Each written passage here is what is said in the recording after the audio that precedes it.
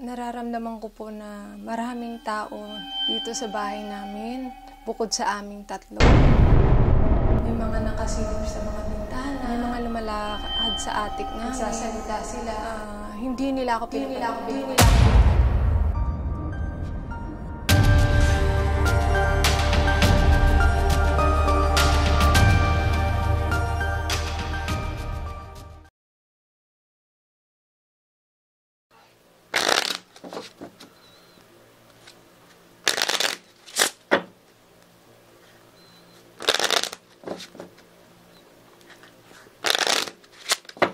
So, sa pagpasok kasi namin, in-explain naman ni ate na ipagpapaumanhin daw muna namin yung medyo kalat kasi nga dumaan sila sa baha, yung bagong bagyo lang.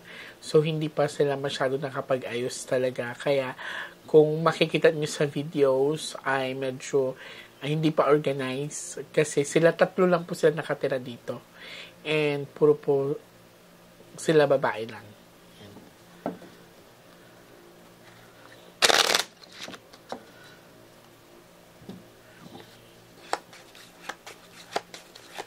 Now, ate, I want you to focus. I want you to pick one card. Thank you. So, ikaw po ito. I'm hoping that that's a red card.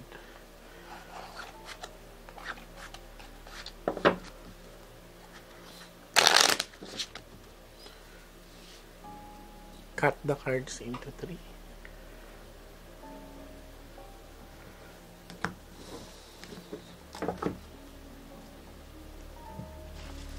Kuha po kayo ng 7 cards of total. Lagay nyo po dito.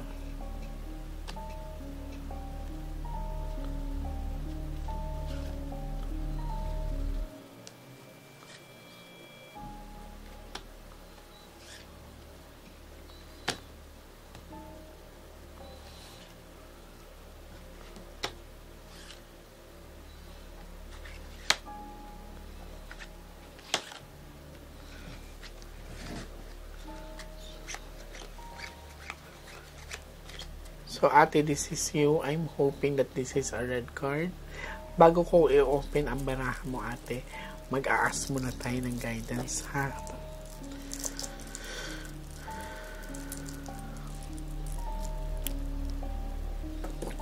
So, this is you. Sana pula. Okay, so itim. So, medyo may fear talaga akong nakikita sa baraha mo. Parang pag andito ka sa sarili mong bahay, parang hindi ka komportable. Mapapansin mo itim. Okay. Sa unang baraha pa lang ay may mga pinapakita na ditong energy, no? Dalawang lalaki kasi pinapakita dito. So, may nararamdaman po ba kayong pagbukas ng pinto, pagbagsak, or minsan may naglalakad sa surroundings? Opo, meron po. Gaano po kadalas? Lagi po. Pagpasok ko po dito, nararamdaman ko dun sa kusina namin. Nagugas ako ng pinggan o kamay. Naglalakad po dun. Okay. Parang pumapasok sila dun. Kasi this is 4 box of dark din. Ang wino-worry ko, titignan pa natin, ate, ha? So, dito, aalamin ko muna kung ito ba ay entity or spirits, no?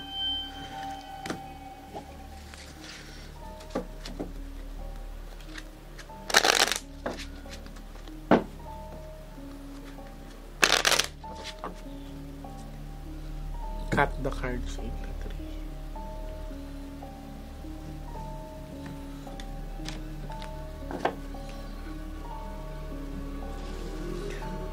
Kuha po kayo ng 9 cards of total. Lagay niyo po dito.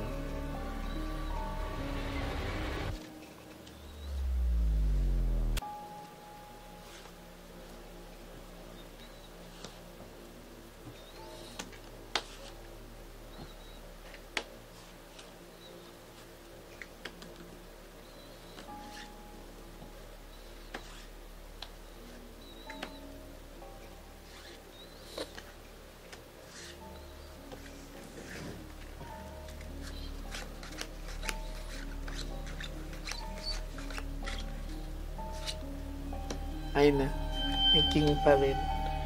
So, lalaki ang pinapakita sa akin itong energy. Puro itim. So, mapapansin nyo po, puro itim yan. So, ang energy na pinapakita dito, it's lalaki.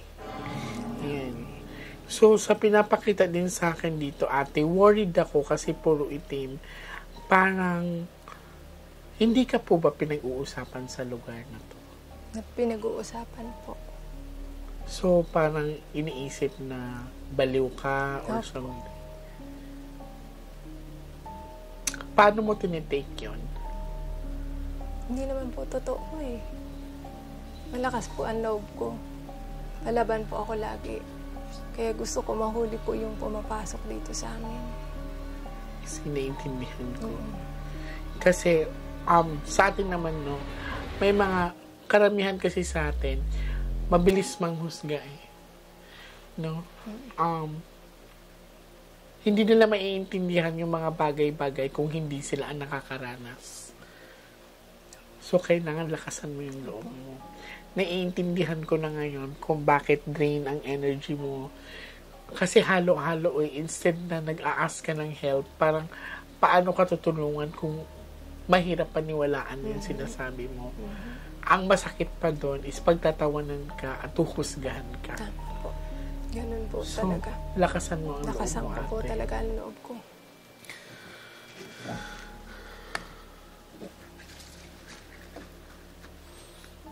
Last set of the cards. Mahirap din kasi dito sa bansa natin eh, na minsan kung sino pa yung walang maitulong, sila pa yung malakas manghusga. Tama.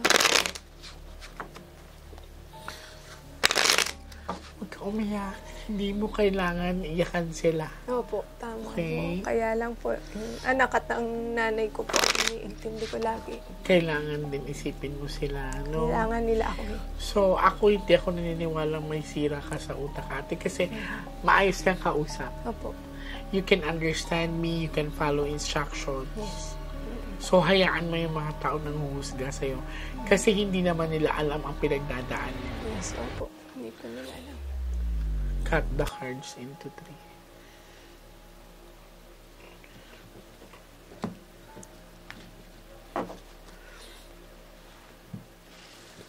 Kuha ka ngayon ng last 12 cards of total. 12 po.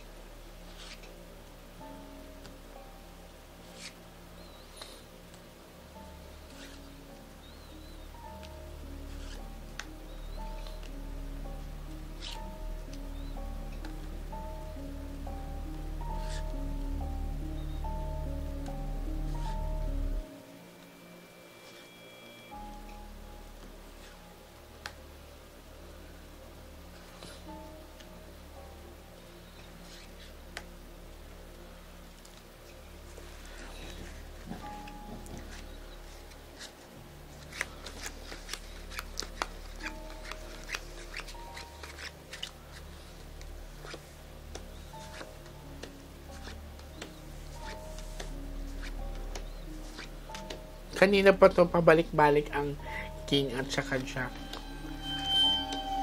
Hindi ba nagkakasakit dito yung anak mo or hindi ba siya yung parang biglang nagugulat na lang? Magkakasakit po dito lagi.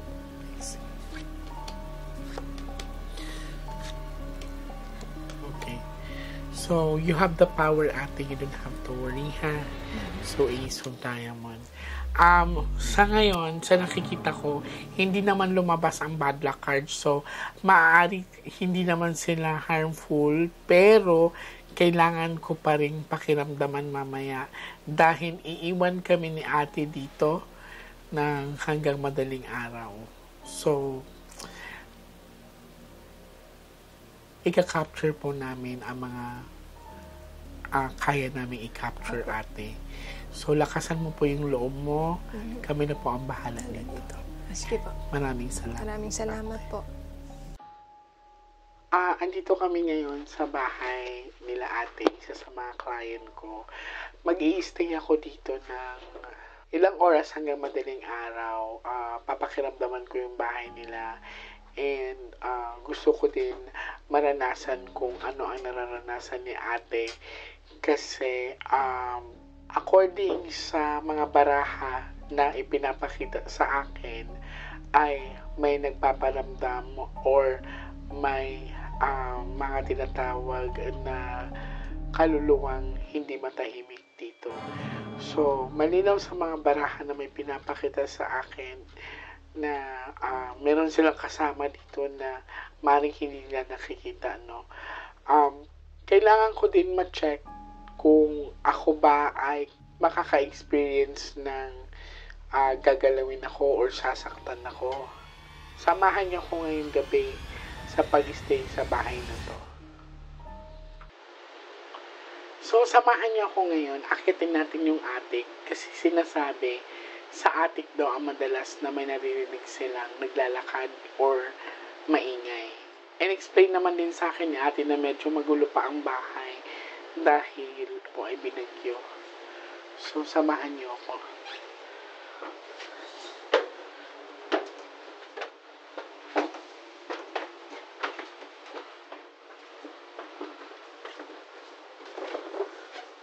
So, this is the attic area. May hagdan siya maliit. Ito, hindi ko masasabi kung bago lang to, pero sa nakikita ko kasi medyo lumang tambak na to dito kasi may mga ano na siya may mga agiw, may mga alikabok na siya. So, hindi ko masasabing ito na area is tinabakan dahil sa baha. So, eto, makikita nyo talaga na medyo matagal na siya nakalagay dito. So, dahan-dahan lang tayo.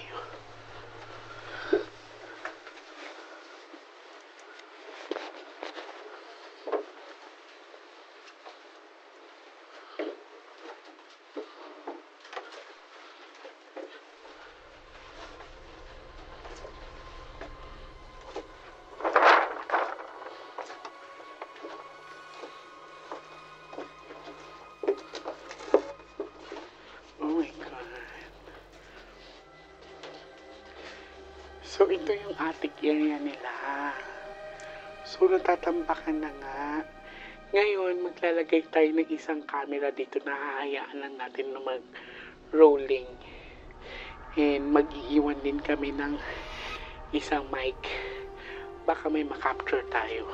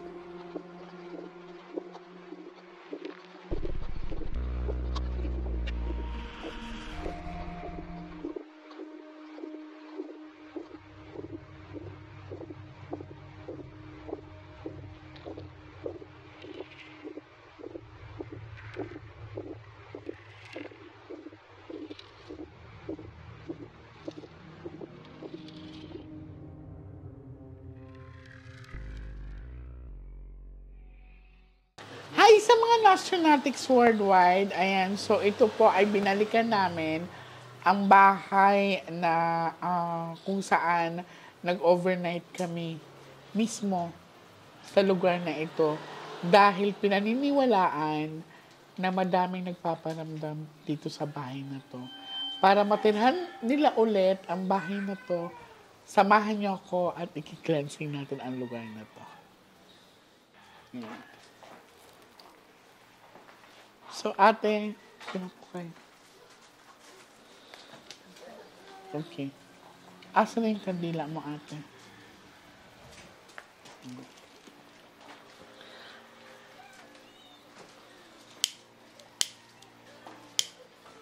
So, sino pang isa na hawak ng kandila? Si Jen. Pwede po ba anak ko? Opo, pwede po. Nak? Di ba siya mapapasok? Hindi po. Sige. Okay. Gail.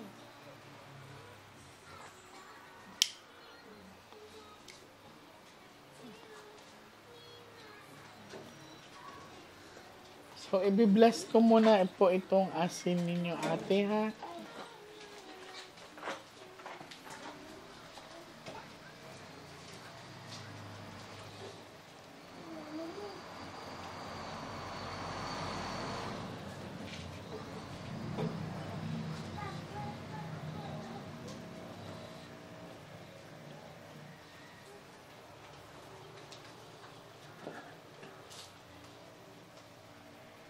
Ate, huwag niyo po itong walisan, ha?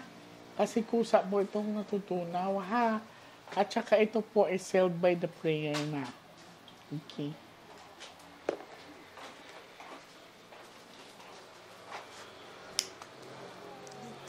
Tutok lang.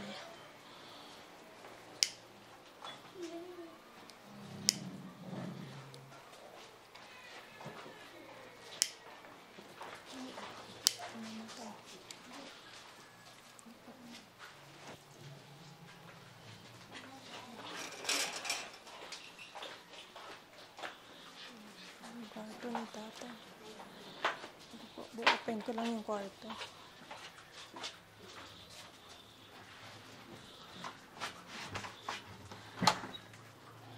Namatay yung candle ko. Wala mga... Kwarto din pala to, ate, no? May ilaw dito. Wala po. Abot po to ng baha. Ay, so wala lang nag-stay Inabot dito. po yung switch. Okay. Sige pa, pwede pa tayo.